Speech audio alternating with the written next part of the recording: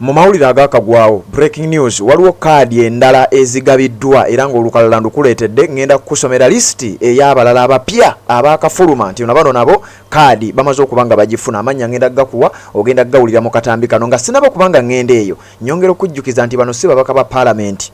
Kaadi y'ababaka ba paalamenti yakakasiddwa egenda kufulumizibwa era bagenda kugifuna wakati w'ennaku z'omwezi nga 15 n'ennaku z'omwezi 21 omwezi guno gwennyini ogw'omwenda gwe tulimu. Kakati gwe weekumire ku mukutu guno onaawulira abafunye n'abaana batebafunye wakati w'ennaku z'omwezi nga 15 n'abirimu ogenda kubeera ng'ozifuna ozimanya. Kakati baani abafunye nkuleetedde olukalala omanye ani abalala olukalala olufulumye afunye kaadi n'atagifunye. Akakiiko ka EMC kakyagenda maaso n'okubanga kafulumya enkalala ezaabo bafunye kaadi. Kakati nga sinagenda eyo omukulu Mathias Mpuuga n'ekibiina kye ekya DF kino kiri public officially batandise okuyita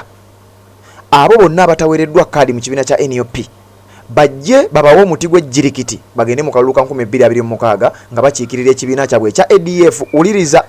olunaku lwajjo nakuwadde akatambi nenkuwa bu video bw'enjawulo ng'abamu kuba miisinze ne batafuna kaadi batandise balumba mu bubokisi bwabwe abamu babakubira direct ne babasuubiza sente ne babasuubiza ebifo oboolyawo ne benefits endala singa banaava mu kibiina kya NUP gye batabawadde kaadi ne bajja mu kibiina kyabwe kino ekya ADF bakwata omuti gw'ejjirikiti. Wabula kakati buli bibadde bijja mu kabokisi mu inbox ne masimu kakati sawa zino bakifudde public era nga bayise mu press conference yaabwe ne bategeeza nti ne nomination zaabwe bazongezaayo nti ne wanaaba wabula essaawa emu akakiiko k'ebyokulonda kabeere nga kafulumya oba nga kanominatinga bo bagamba ffe tuli beetegefu okubeera nga tubawa kaadi singa munaaba musuuliddwa. Akakiiko akakulemberwa Simon Byabakama wetwogerera nga nako kayingidde mu nsonga eno. Wuliriza bulungi nnyo eno gye bayita Red Zone TV. Akakiiko ka Simon Byabakama nako kamaze okuba nga kayingira mu nsonga eno era nga wetwogerera kamaze okuteekawo date lwe kagenda okuba nga kafulumya amino kagenda okuba nga kanominatinga ba councillors ba mayors n'ebifo ebirala byonna ng'ekibiina kya NUP wekibadde kibawa date ogenda kugimanya. Kati buli councillor yafunye kaadi nkuleetedde date lwalina okgenda ewa Byabakama okwewandiisa, nkuleetedde date lwalina okgenda mu kakiiko k'ebyokulonda aka Electoral Commission aka Uganda yonna okubeera nga yeewandiisa. Kakati wulira nga sinakutwala eyo akakiiko k'ekibiina kya NUP kalina bye kalongoosezaamu ngenda kubanga nkusomera olukalala wabula nga sinalukusomera. Wuliriza ebigambo David Lois Rubiongo yabyayogedde ng'ategeeza ebiri mu kakiiko nti kakyagenda maaso n'okubanga kabikonda kitinga mu luno olutambi ogenda kufuna bingi nnyo. Nkugambye nkuleetedde ebigambo ng'ekibiina kya Mpuuga kibakowoola mujje tubeere nga tubawa kaadi. Waliwo n'abamu ku batafunye kaadi mu kibiina kya NUP bavuddeyo ne beekubira endulu. Waliwo ebigambo ebyogeddwa byogenda okufuna mu katambi. Sooka owulirize Secretary General byannyonnyola oluvannyuma nzije tweyongereyo. Omuyeka n'ayitawo kyo kitegeeza olina abantu 10 abagenda kuba oboolyawo nga balaga obutali bumativu obanga beemulugunya mu ngeri emu oba endala. Mukimanyi bulungi nnyo kati mu ofisi yange awo buli omwajja si kati nga tumaze results zimaze okufuna even before buli abadde ajja kyasooka okugamba agamba nze alina ground. Buli omu yeesimbyewo mu abantu 11 buli omu ajja kugamba yalina ground ate ng'ekibiina kirina kufuna omuntu omu yekka. So njagala mutegeere context eyo nti abantu bonna baba tebasobola kufuna kaadi y'ekibiina omulundi gumu. Ensonga ze mwogeddeko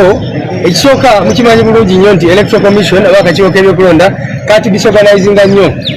nti pulaani yaffe twalina pulaani ennambulukufu naye baagenda nga bakyusa mu biseera ebya nominations. Mukimanyi babadde bakyusa roadmap buli kiseera era naffe nekitataganyamuko nekitataganyamu mirimu gy'akakiiko kaffe. Naye n'ekirala bakandidate bangi nnyo badde bangi nnyo naddala bano aba local governments. Kakati n'ensonga endala ate ereetedde ddala obuzibu kati nga wano mu Kampala ne mu bitundu by'ewakiso n'awalala. Electoral Commission yakendeeza ebifo aweesimbwamu. Mukimanyi bulungi nnyo nti Electoral Commission ekisanga kino tubadde tucomplaining ebbanga lyonna awaali bakansala 10 ogenda kwesanga gati bakansala bali 3 bakendeeza omuwendo gw'abo abantu era ne bakwata ebitundu bingi nnyo electoral areas ne bazikombayininga. Kakati ekyo nakyo ne kireeta obuzibu. Kati mu ekyo kati ngoyo abadde abuuza lwaki osanga mu system candidate oba yasaba ekyawaggulu bali wansi mu ekyo ne kireeta ne bakandidate awamu okwesanga tebamanyi electoral areas zaabwe. Bwe baali baapulayinga ku form ne bateekako electoral areas enkyamu. Kakati n'osanga mu system yaffe ng'oli yali ayagala bwa LC3 naye n'awandikako LC5 ebamuvetingira ku ekyo kye yawandika mu system kyova olaba executive board olukiiko lwaffe olukwasaganya zino ensonga lwateekako akakiiko ako akakiiko ne tugamba nti akakiiko kagenda kuhandolinga strictly ensonga ezeetuusa ku errors oba ensobi eziri mu system era kyekali mu kubiringa nakyo. Lwaki tugamba nti akakiiko kano tekalina budde obuhandolinga opinion obudde obwo obutaliwo? So kakati akakiiko kano omulimu gwako gusinga gwakulaba ono bagamba nti nalina ensimbi wano ne bantwala eri kituufu oba si kituufu. Waliwo n'abo abantu abalala abaava mu birabye gye muvuddeko nga bantu bagamba ono newakuwadde yasaba kaadi ya NUP yamala nakulosinga n'agenda mu kibiina kirala. Kakati n'ebyo akakiiko kali mu bitunulamu. Abantu abo baleese obujulizi obulaga nti ono muntu yasaba mu NUP naye yamala n'atya nalowooza nti tasobola kufuna kaadi n'agenda mu kibiina ekirala. Kakati abo bonna automatically tugenda bajja mu system yaffe kubanga tosobola kubeera mu bibiina bibiri mulundi gumu. Bwe tufuna bujulizi nti bwamala okusaba kaadi yaffe ate wagenda mu kibiina kirala tuba tetugenda kukola tosobola kusigala ku lukalala lwaffe. Olunaku olwaleero nga bwe tubagambye tuli mu kukola kyonna kyonna ekisoboka okulaba nga tufulumya lists entongole era zisindikibwe mu kakiiko k'ebyokulonda returning officers ab'enjawulo bamalirize ensonga za nominations zonna. Abantu abali bweru nga bwogambye bajja kukkirizibwa bayingire mu kitebe, teri agaana muntu kuyingira mu kitebe. Leero kye tubadde tugambye nti complaints zaweddeyo olunaku lwajjo. Lwaki? Kubanga bwe mbagambye obudde electoral commission bwetuwadde okuwandiisa abantu butono nnyo. Nominations z'abaana wazitandika ku Wednesday ku Lwokusatu leero tu Monday. So akakiiko katudde kali mu kustadinga oba okwetegereza buli complaint yonna yonna ereeteddwa. Tekasobola kuba nga kasitadinga ebyo ate nga complaints endala ezireetebwa. So yeyo process egenda mu maaso. Waliwo allegations abatafunye bagamba nti bali abafunye ba NRM abamu, naye njagala kutegeeza nti complaint eyo oli bw'abanga agamba nti nze ni member wa NUP kakati ng'alina kaadi ya NUP, ekibiina kinakuba kitya tooki mu mutima gw'omuntu kigambe nti ono okusinziira ku ffe wa NRM okusinziira ku ffe wa bibiina ebirala baki. So tuba twagala bujulizi. Oli bw'agamba nti yawaayo ssente nti oba baagulirira aleete obujulizi. Tuze tubagamba ebbanga lyonna lyonna bw'oba omanyi nti omuntu yagulirira yakola kyonna kyonna ekibaita okugulirira ayina okuleeta complaint ne handlingibwa. Era bw'oleeta obujulizi tuba tetwagala just ogyoyogere nga bwe nkugambye complaints ezisinga oli agenda gamba bano bagenda simanyi yagenda mu meeting ya Museveni biki tetukubuuza leeta obujulizi bwe buli oba tebuliiwo. So ensonga zitambula bwe zityo, naye n'ekirala nze ng'omuntu ndi musanyufu nti system yaffe kati ku mulundi guno ate complaints ze twakafuna ezakajja kakiiko akateereddwako ntonoko okusinga ezajja ku mulundi guli, ekitegeeza nti wabaddewo improvement. Era njagala basuubiza nti mu kusunsula aba MP ojja kwesanga kubanga waliwo betuyize kati betulina okukola ki okutereeza. For example ensonga ya system yaffe okulaba nga abantu babakapitalinga mu bifo ebitundu mu bitundu ebituufu n'ebirala bijja kumeka sure ati ensonga tugikolako nnyo mutendera oguddako ogaba MP.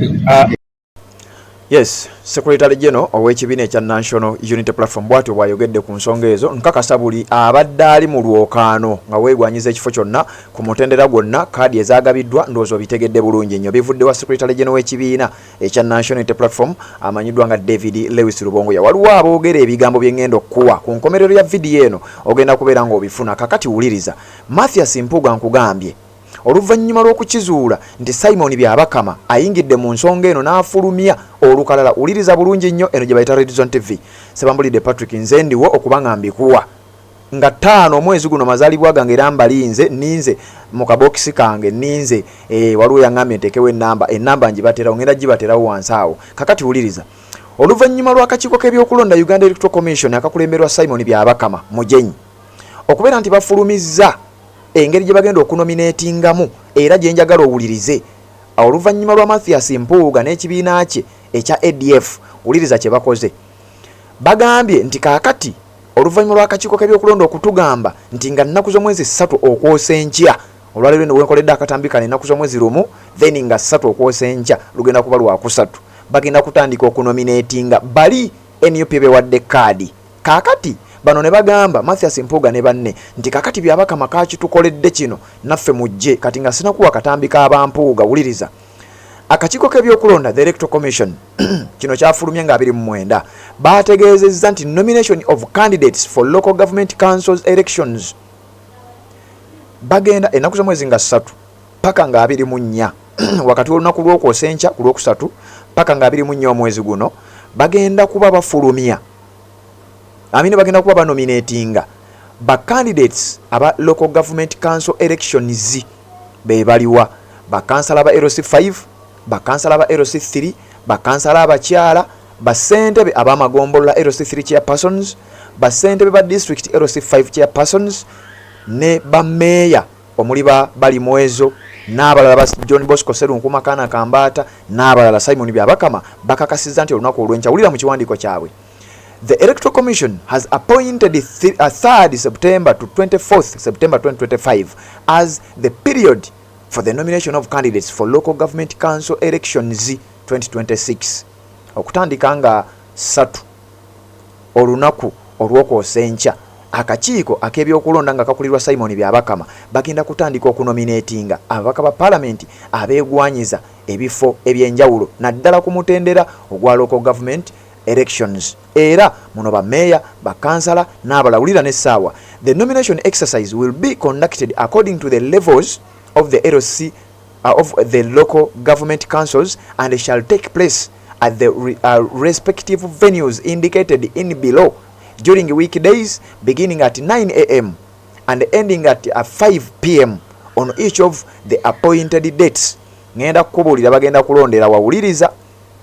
bagamba nti okunominatinga bakansala bameeya n'abalala ba chairpersons ba LC5 kugenda kuba kukondakitingibwa mu nnaku eza wiiki okuva Monday paka olwokutaano. Bagenda kuba babalonda okuva essaawa 3 ez'okumakya paka ssaawa 11 kakati wano Mpuuga wagambidde nti ku ssaawa 3 n'eddakiika ku ssaawa 2:58 ffe tujja kuba tukyasobola okuwa kaadi singa NUP eba yakusudde nga bagamba nomination of candidates for district stroke city chairpersons, lord mayor and councillors including special interest groups SIGs ennaku z'omwezi nga 3 paka nga 5 ku mazaalibwa gange bagenda kuba banominatinga bano bameya ba chairpersons ba district bameya b'amagombolola bameya ba divisions bakansala ne ba SIGs oba special interest groups. Simon Byabakama agambye tugenda kuba nominatinga wakati w'ennaku z'omwezi nga 3 paka nga 5. Unjagala owulirizeewo nnyo wano naddala ng'oli candidate oba ng'olina omuntu wo nga candidate nga 3 paka nga 5 bagenda kuba banominatinga abo era the gazetted district stroke city nomination center mu bimanye ebifo ebiri gazetted bye bagenda banominatingiramu. Nomination of candidates for municipality stroke city division chairpersons and the councillors including special interest groups SIGs okuva nga 8 paka nga 10 bagenda kunominatinga bameya ba chairpersons abazi municipality nezi divisions ez'ebibuga kati nga olaba Lubaga division, Kawempe division, Machinde division, Nakawa division bagenda kuba nominatinga babagasse wamu ne bakansala era abakiika ku division ezo okuva nga 8 paka nga 10 omwezi ogw'omwenda ye wiiki ejja ndowooza. Gazetted district stroke city nomination centers mujja kuba mu bimanyi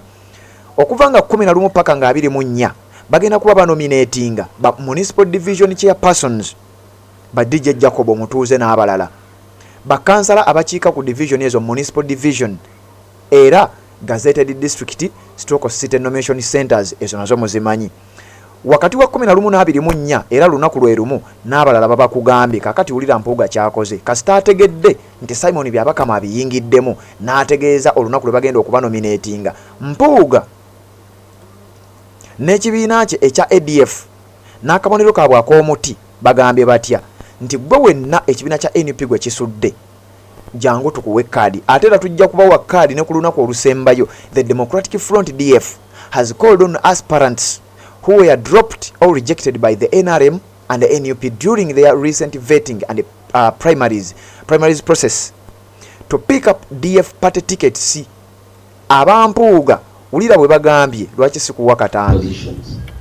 And I want to tell the country that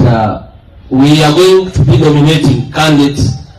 every minute, and as Electoral Commission we are very ready. Even if you have 5 minutes to close of nominations, we shall nominate. That is what we have agreed. We shall be nominating candidates on all positions at all time. So that is the only way we can provide justice. Justice can only be given when it is demanded. Now, people are demanding for justice, and the only way we can measure up to the demand for justice is opening up and keeping all our spaces ready to welcome those people who are craving for justice. Mr. Chairman, we have done good work. We think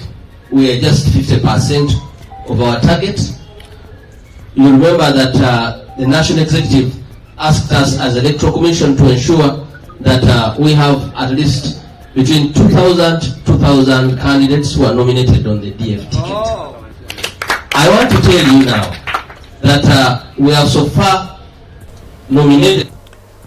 Oyo ali omu ku bakulu mu kibiina ekya ADF osimanya DF era bwati bwe bagambye the Democratic Front has called on aspirants who were dropped or rejected by the NRM and the NUP during their recent vetting and the primaries process to pick up the DF party tickets. Nti mwe mwenna tubakowoola abasuuliddwa mu bibiina nga NRM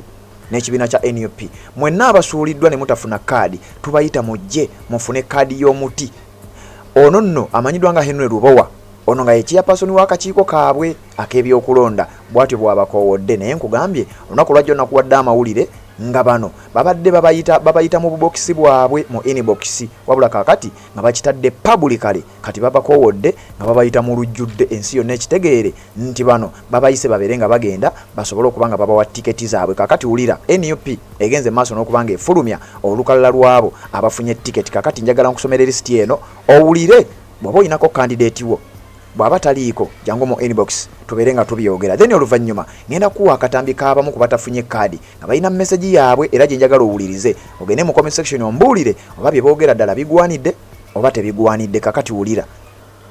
ku mutendera guno gwe tukyaliko ogwa local government candidates mu bitundu ebya Northern Uganda, districts ezisinga oba ebitundu ebisinga obadde tewawulidde baani baweereddwa kaadi. Kakati nkuleetedde bano, njagala owulirize bwe mubaamu flag bearer awo mukooneko oba jangu mu comment section obeeko ensonga yonna gy'ossaayo. Nabagambye ebintu ebimu mubiteeke mu comment section. Kakati wulira mu district eya Aribotongo, bezimu ku district eziva mu Northern Uganda kuba ngenda kutabika wano, waliwo Aribotongo district nga Amorata, district nga Amuru, Apak, Arua City n'ebitundu ebirala Dokolo n'ebisigadde ogenda kubeera ng'obiwulira. Wabula nkugambye ku nkomerero ngenda kuwa abamu ku boogedde ku nsonga za kaadi. Wuliriza. Okoto ward bawadde Opio Ana, Amorata bawadde Orar Dickens Bills, Aputi bawadde Omara Oscar, Amuru bawadde Odokonyero Richard, Atikin Division bawadde Aser Jime, Orowa Ronald bamuwate Boke, Vura ne bajuwa Okuyo, Ian Mvara ward ne bajuwa Ayubu Habib, Kenya ward bajuwadde Muhammad Ali Dugari, Tanganyika ward ne bajuwa Sadamu Tarib,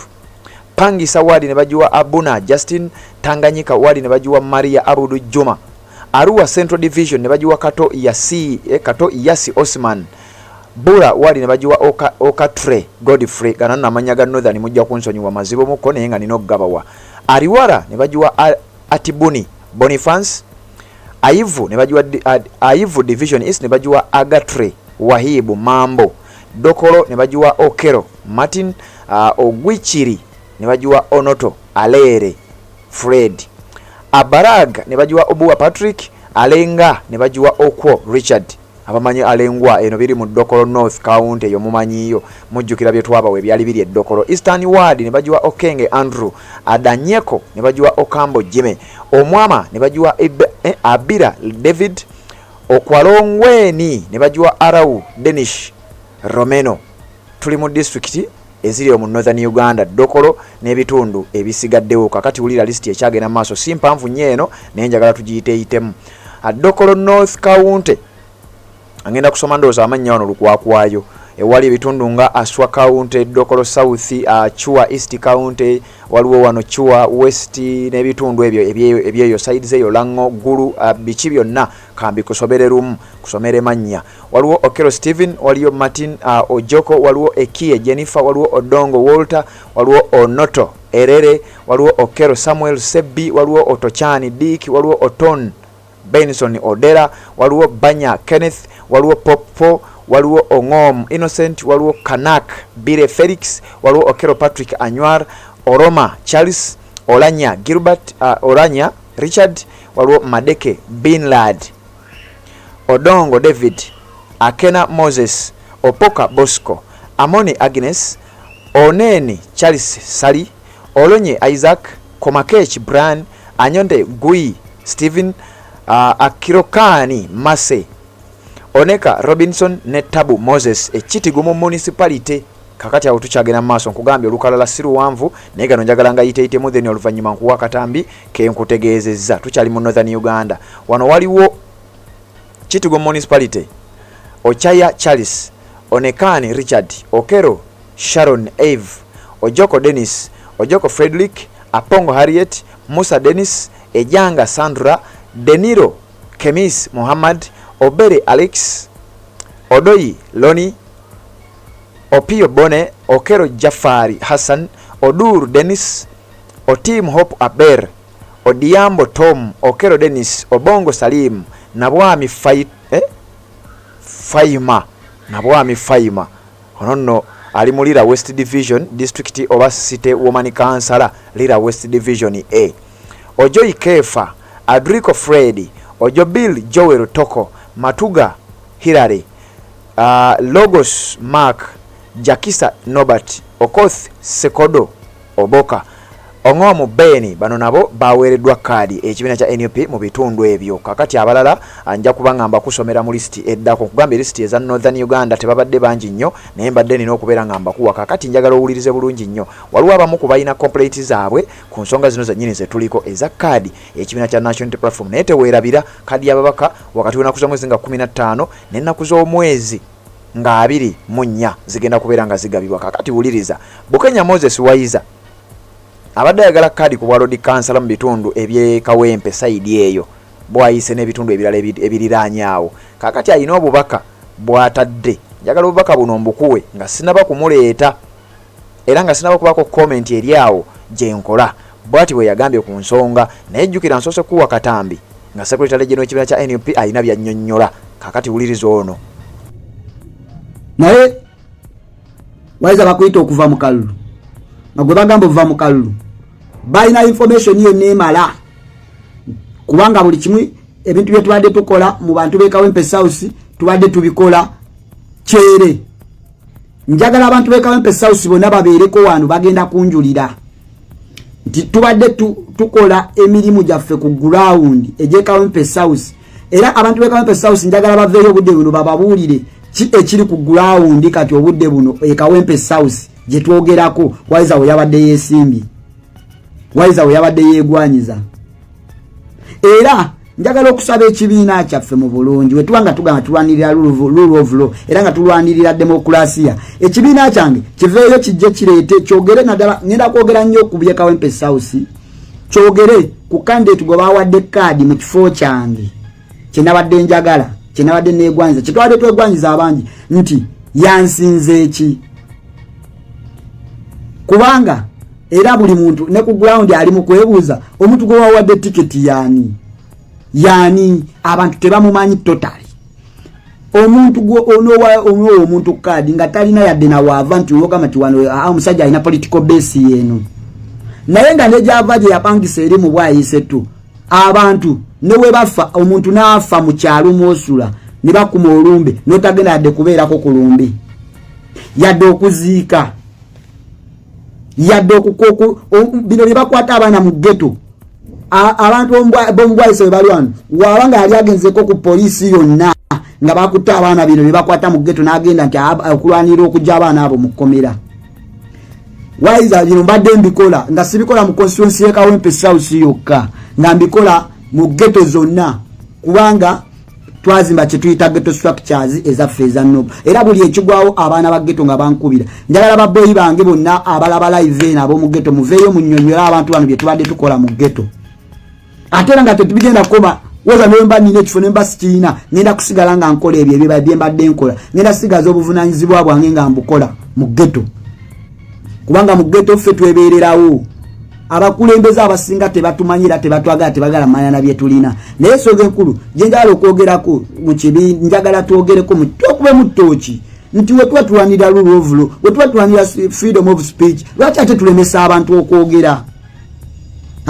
gundi wanakola ekikyamu ye mukyogereko yo ekyo mukyogerekera mukirabise naye ate ono wanakola ekikyamu temukyogerako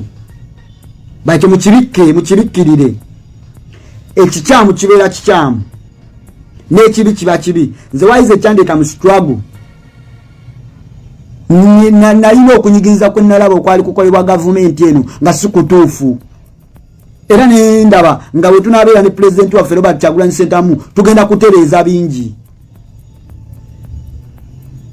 naye tunaabeera nga ate naffe faawamu abatagoberera demokrasi kati bukulembeze kiwe tuba tugenda oleetera bannayuganda bangi nnyo boogera ku nsonga y'ebifo njagala kusooka kwogera ku bufo kaakati gwe Waiza oba Nakitende Queen Latifah wava ino yeesimbawo nti oyayagala kafo chairman Nyanzi Ssentamu Fred Ssentamu yavudde mu kwesimbawo yalese famire ye yonna mu byobufuzi era bonna bafunye tiketi Oshe yafunye tiketi ekamocha njagala baliko wano mu mpandikire ebitundu abaana ba chairman Nyanzi gye bafunye tiketi ne beesimbawo Liz Nyanzi yafunye tiketi Makerere mu university munda muluka 4 muluka 2 yafunye tiketi abo baana ba chairman Nyanzi bazalira ddala Waiza gwe wojosabe tiketi nti golwanirira kafu ne Waiza ne werabira nti alina obuvunanyizibwa obungi bwaddukanya mu dipo nga alina geto zakwasagala temumanyi tuyimirirawo tutya nazo temumanyi tubeerawo tutya n'abantu baffe era abantu baffe mu community abakulembeze bonna betwalonda aba NUP bonna badduka ne babula totally Waiza omuntu wabanga gwe kikakatako okubaawo nejjukira nawe tolira weya Waiza oli kudduka Waiza enzomu kube basinze okutunuulira ennyo bitongole by'okwerinda ku kalukano ke tugenda mwaka protest vote oleese omuntu from nowhere omuwadde tiketi okugeza kati tugenze Makindye waliwo gwe bayita gwe bawadde obwa meya ye boss ku gwe bawadde obwa meya mwenna n'ogenda ku ground bagamba wa iso ku ground wonna wetuukako ne wabaddewo omusajja abadde akola ground abadde serving ekibiina nga te speaker we Makindye eruse oba yeruswa oyo abadde speaker we Makindye abadde akola ground abadde aweereza ekibiina n'obulamu bwe abadde akola buli kimu akoze buli kimu ekimuleetera okubeera ng'asobola okubeera meya we Makindye okudda mu bigere bya Mulyannyama amazima ga Katonda baamusudde waliwo omwana gwe bayita Seruga omuzoganyi wa Bobby oyo omwana bamutemako amagulu president we yali agenda okulonchinga manifesto y'embalala oyo omwana bamutemako amagulu omwana oyo ne bamutemako amagulu yali muvuzi wa boda still yasigala mu struggle mulabi nga abadde mu kwekalakasa konna kwe tubaddemu nga tubeera naye ku front Seruga Moses omuzoganyi wa Bobby omwana oyo bamunye tiketi nga yali avuga boda takyasobola kuvuga boda ekifo kye bali muwadde n'agamba kagende naye awo abantu bekyengera bamubeereremu awangula ekifo asigale nga asavinga struggle n'okusigala nga alwana okulaba nga tukyusa eggwanga lyaffe bamusudde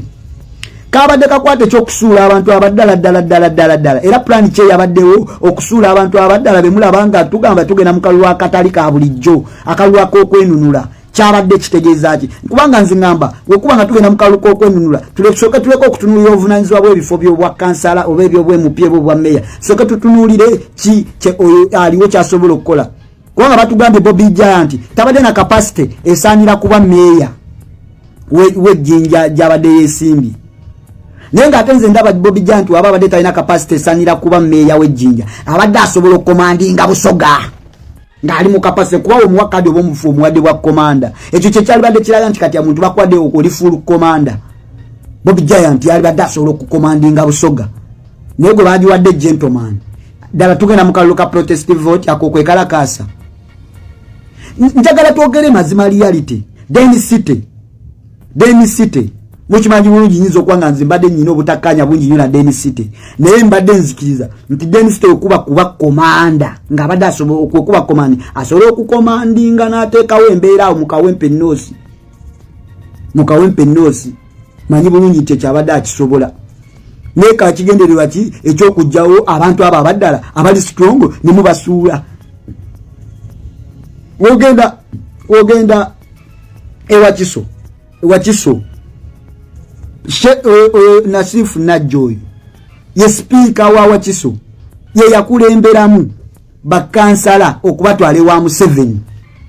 ye yatwala bakansala wa Museveni era proof yine kusebe nti yajja ne yetonda olwokuba ali yegwanyiza ekifo ekirala asobola okwogera okutula bulungi ddiiru oyo Nasifu gwenjogera ko taata we weeni alimu wa wane waffe mu constituency kimanyikiddwa era okubeera ne akakwate ne government ya Museveni sikizibu nyo kuba taata wa munene nnyo mweni ali kati bamwongedde ekifo ekire bamwongedde district tugenda mu protest vote bakutte abakansala abalonda speaker weeni ali mu Rubaga babaddiza obwakansala abantu ababadde bato baku ground Rubaga babasudde bonna zembadde mbeera ye Rubaga nga ngende zembadde ntambula constituencies zonna nze ndi ghetto commander ntambula constituencies zonna kuba buli wamu ninayo ghetto Rubaga timu yonna ebadde etambula ne buwembo bakikoze kagendere babasudde hands down bonna babasudde tebawaddeko n'ogu osule kajambiya omusule mu Rubagaawo gwetumanya asobola okuvaako omuliro n'akabiriiti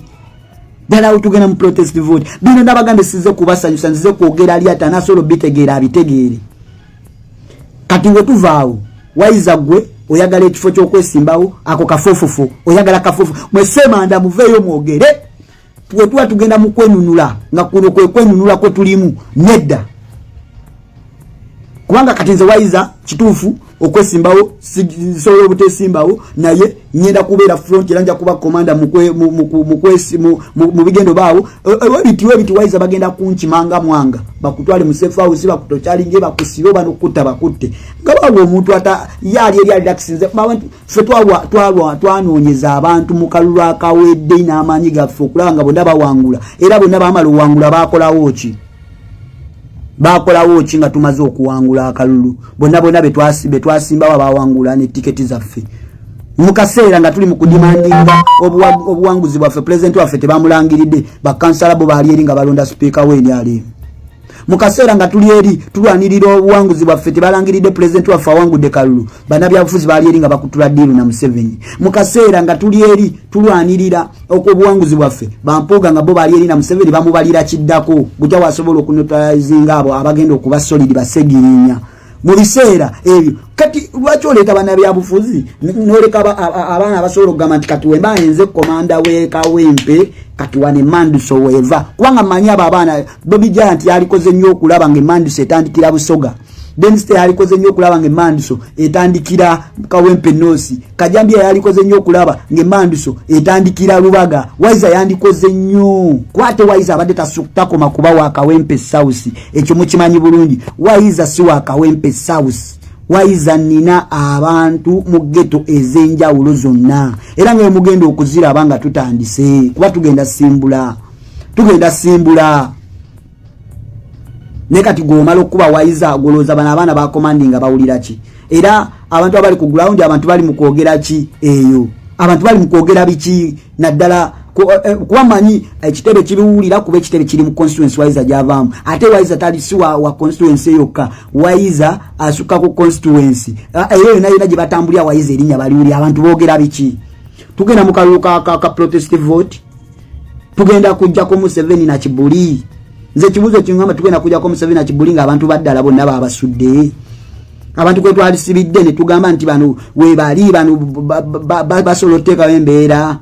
tugenda kujjako Museveni tugenda mujjako oba tuli mu byaffe era omala kale tukkirize Waiza oli komanda tetukwagala weesimbe weina party joino zanya lwaki president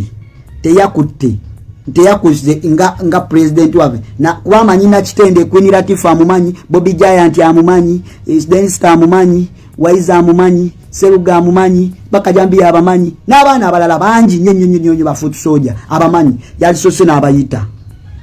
kati ngawo omukugu agendo kyuse gwanga party gye yali zanyi yayisose n'abayita n'abagamba mujje olw'ensonga eno neeno tetugenda kubakkiriza kwesimbawo. Nze ani asobola okupinga oda ya president? Nze ani asobola okupinga oda y'omukubwa? Era nandivuddawo nga njijambagamba kati mwababadde bampaga nti kati kwesimbawo nedda kati tugenda mu kino. Naye tebatuwadde yadde ka chance owulidde mawulire gakuguddeko obugoli eyo olinako bebe oli ku mirimu gye abantu bakubira amasimu wayiza abantu kiki kye bakoze wayiza nga bakusudde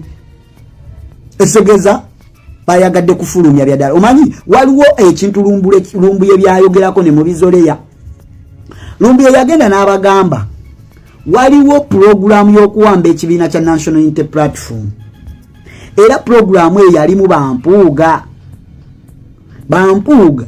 ne bababuuka ne babajjawo mangu ne baatunuulira bampuuga. Kwaliwo program y'okuwamba n'abawagira Kyagulanyi bonna babafulumye. Omulabe yasigalamu munda mu kibiina. Omulabe oyo banaaba tebamuzudde mu kibiina. Ekibiina kya National Unity Platform kigenda kusaanawo mulira. Bino njogera reality ng'ayagala ekibiina kyange ng'ayagala struggle era atagenda va mu struggle. We banaaba tebanoonyereza mulabo oyo yabalaze ebintu bino mugamba buli agenda okwogera mugenda kumukuba hands down. Mugenda kuba kituufu mugenda kutuka nze oli ku social media kwogenda okunkubira naye nze ndi ku ground era ngenda ba ku ground mugenda birabako reality. Mugenda birabako ebya ground nga birala nga sibyo bino bya kuvumira muntu mu comment section. Ebya ground mugenda bila kwamba gane njija ku ground ate najitambula era kuva kwebagaba ticket ntambula ground. Siba wabu bifananyi kubanga sibita nengenda kutandika bita era lwengendo tandika bita mugenda bima anti ground biralamu. Omulabe muna abate muzuddayo mu kibiina we bamala okusuula mpugo omulabe yasigalamu kati ye ali alina okwera bani abali ku bya Bobby ebyaddala bani abali ku byenkyuka ebyaddala bani botasobola kugambako Bobby ne batagira kati abadde alina obbafulumya. Azimba obwakabaka mbabulira mu kibiina mulimu omulabe muna temuvuddeyo mufuna na mufulumya. Omulabe kati njaga kambabulireko ebintu bitono nnyo bye mutamanyi. Abantu abasinga bavaayo ne bagamba Chairman Nyanzi bamujjako okubanga siyagaba tiketi. Kanjala babuulira bino leero mubimanye nabyo abalala tebabyogera. Akakiiko k'ebyokulonda mu kibiina kya National Unity Platform sike kagaba tiketi. Kati amazima gakaawa ne tugenda gwogera. Akakiiko k'ebyokulonda mu kibiina kya National Unity Platform njagala bafuutu soja abali wano mu bino byenjogera mu birumirize. Akakiiko k'ebyokulonda sike kagaba tiketi kubanga era nyira munaku binenda batera eddoboozi kuwomu kuba akakiiko k'ebyokulonda ngenda kulita ngenda ya complaining ngera agamba ze sengana maya nti bino sali bizenamu mwalabye muganda waffe Tamale foot soldier twamuteekayo kuba informal sector nga tugamba oyo katukiikirira agera tukiikira nga foot soldier amazima ga Katonda talina wasobola kwogera kyobona yakoze ne statement n'abagamba mbu ba foot soldier amatulimirawo fe balina tugolesa kawunga we kamala okujja nga bagusuula eri tegusobola na kali ako. Kati mbabulira ali ate babulira ekibiina kyemba muddeyo munoonyereze posti ya muganda ffe yagikoze n'abagamba amaffe tulimirawo tulina kukozesebwa bukozesebwa nda ekibiina bana nziza kakiiko k'ebyokulonda we bamala okujja omulimu gwe bakola gwokka gwe balina gwa kukola vetting ebibuuzo bye babuuza bya bwongo naye ate bwangu nnyo oba tobimanyire obigwa. Kati nganze nina babulira ku bimu by'ebibuuzo bye bambuuza we natuuka mu kakiiko baŋŋamba neeyanjule we neeyanjula nentuula ne bambuuza ebibuuzo byalinga bina basooka kuŋŋamba njogere ku values z'ekibiina 3 of course ezo nzimanyi ndi ekibiina zagenda n'okukolebwa nga wendi ne bambuuza ne baŋŋamba ani mumyuka wa secretary general ne mubagamba ye Aisha Kabanda abasinga era bakigwa ncyo bankugamba byabongo bawangayo Lovanis ekyo bakigwa nnyo kyo nja kukkiriza kwanga kugabe ebibuuzo byalinga byabongo abasinga bawangayo Lovanis naye nga omumyuka wa secretary general Aisha Kabanda Aisha Kabanda ne bambuuza waiza wali okozeeko ku demonstration yonna ng'egatta ku kibiina ekyo mwe mwennyini mumpa credit mwenna abali wano mumpa credit naye mbasigambye ye wa demonstration mbadde muzinda bamu nga nzikola era we namala ne baŋŋamba webale kuddamu bibuuzo bulungi tukusaba otusayiningireko wano sina kibuzo na kimu kye nagwamu nenfuluma eyo nembeera nga makisi za vetting nzirina nziwuuse bubusa nziwuuse bulambalamba wajja kugula awundi waliwo abuusabuusa waliwo abuusabuusa njagala n'obudde buno oyo gwe bawadde tiketi bamuleete tugende tusimbe busimbi line ng'enyalemu wekola ate wakala enyalemu ege babba ate oluusi bakubba oluusi olaba njagala bajje batugambe nti kale ono yansinze kino gwe bawadde tiketi waiza ono yakusinze mu vetting waiza ono yakusinze mu ku ground nga tebamumanyirako totale abantu bali kukwebuuza yani oyo yani demokrasi abanange gwe tulwanirira ono bannange Muhammad bino temwagala bwe nabagambe size kubasanyusa size kubabuulira reality tuddayo kachiko kw'ebyokulonda we kamala vetting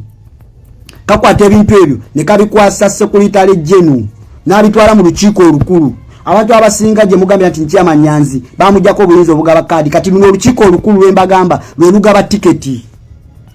olukiiko olukulu lwe lugaba tiketi olukiiko luno abamu temulumanyi bulungi kati kambabuulire mumanyi obuyinza bwa Nkyama Nyanzi mumanye yaani mu kibiina olukiiko luno lutuulako abantu mukaaga asokera ddala ye president owokubiri ye Rubongoya owokusatu ye Nyanzi owokuna ye Nubian Lee owokutaano ye Joel Ssenyonyi owomukaaga ye Katana Benjamin Katana be bantu mukaaga abasalirawo ekibiina kya National Unity Party abo be decision maker era bintu bino we bijjawo ebiti nga buli omu atandika okulaga interest ze Nkyama Nyanzi ng'agamba nze wano ewange ngenda kuwa abana abembadde ntambula nabo bokka sigenda tunulira babadde na ground eyo challenge yakola mu Kampala Central bonna bakansala ne bagwa kati mutunulire Kawempe South bakansala abagenda ovaayo mutulinde mugenda kutuulira mugenda kubiraba kuba kansala be bawadde tebatunulide gwa ate Nkyama Nyanzi naye nawe obogenda ngoze mu byobufuzi ngoyagala kifo kya kuwangula ate wano wasudde akabonero wabadde oti kubanga omuntu wali muwadde kaadi yabadde tasobola butakuwagira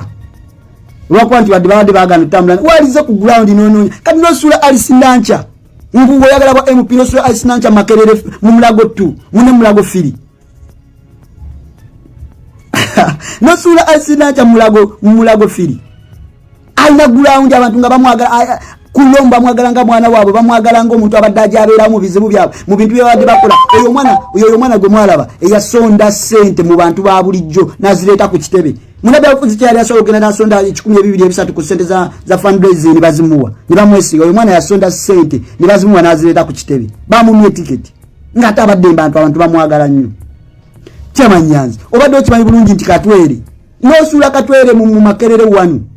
Katwere goma nti abadde ayinda ground nene nnyo era abantu oyo gwawadde tiketi bamuwangula naye mu kalulu akawedde Faizo nkubuulira amazima ga Katonda lila Katwere agenda kuddamu awangule Faizo independent kuba tayinza butajja kubeera yamuwangula na independent ate yawangula independent obwanguzi bwe n'abweta ku kitebe era asa akoledde mu kitebe banga lina era akoze ne bakansala b'NUP n'omusuula olwokuba Faizo ye PA era yatambula naawe ng'ate okimanyi badde otambula naye nga talina kyaggattako simanyi yakubalidde nze ndowooza walizeeyo wabadde olina kujjayo n'ofuna ab'amaanyi kubanga babadde beera bajja ttambula naawe ng'oma bamaze ofuna tiketi naye gwe wakutte ate abanafu n'obawa tiketi mbayirawo mentality eno gye tulina nti abantu balonda mbuleera eyo nayo nkyamu mbabuulira kubanga nzijala kubuulira nti nkyamu mujjukire bulungi kati kasooke gijje ku national wide mu kalulu akawedde mu kalulu konna akaggwa twagaba flaga z'ababaka ba parliament ezisoba mu 240 twajjayo mmeka we baba abantu balonda mbuleera twajjayo mmeka twagaba flaga ezisoba mu 240 twajjayo mmeka twajjayo just flaga 57 ku flaga 240 endala zalagawa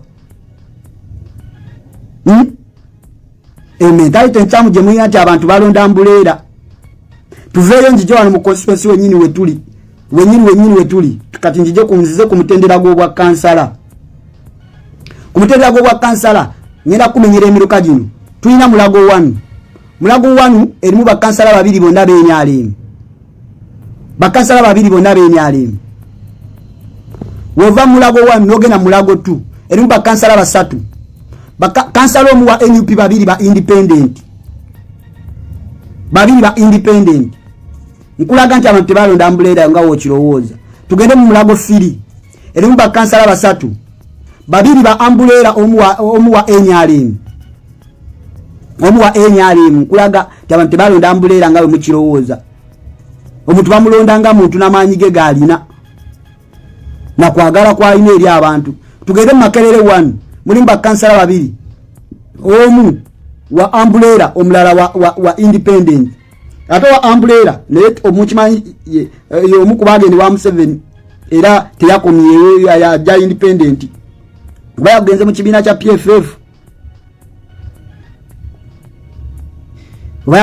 kya PFF simanyi naye ye yagende wa M7 tugende mu Makerere 3 wali bakansala basatu babiri ba NUP omu FDC nkulaga nti omuntu bamulonda lw'amaanyi ge na busobozi bwe so mentality eyogamba nti abantu balonda ambulera nedde ekimuyindo kijja kubanga wewe tunatambuza propaganda nga tagenda kukola bwati tugenda ku ekikulu kya kumanya nti twetaaga ground era baani abatuwa ground nzize mbibamenyera n'abagamba nsize wano kusanyusa abantu nzize kubabuulira reality ffe tumugeto twogera reality mugeto tetulya nkwate tetulimba nze nagamba sigenda kukola na kibiina kya byabufuzi kyonna era sina kye ngenda gendamu nze ndi wa people power ndi muomu kubaagala enkyukakyuka sigenda kera nkya kuva mu Kyagulanyi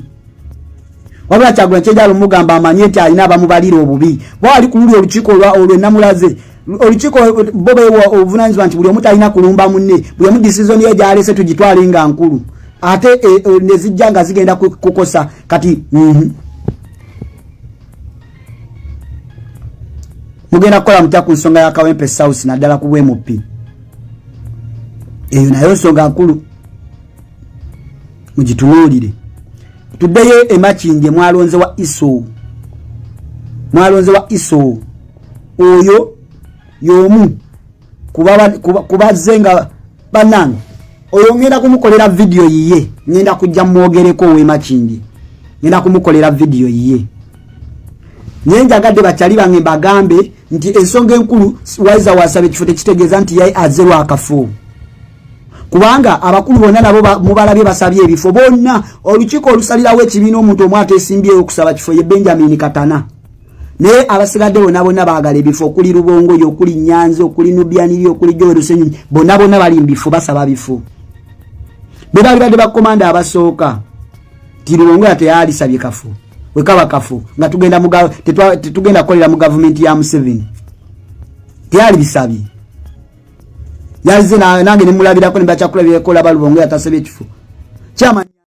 z'obufumbo olina omwami naye ng'akutawanya olina omukyala ng'akutawanya bajja ne bakwagalako ne bagenda gwe alina ebizibu mu byenfuna nga sente zikuyita mu ngalo wooteeka sente zifa bufi bowola tebazza gwe aloota ng'ogwa mu nnyanja gwe alumizibwa omutwe nga guganja okuwona naawe aloota ng'ebintu bikozesa ensonga z'obufumbo nina ekifo ku mugga awali amayinja wennyambululirako ebisiraani ekigwa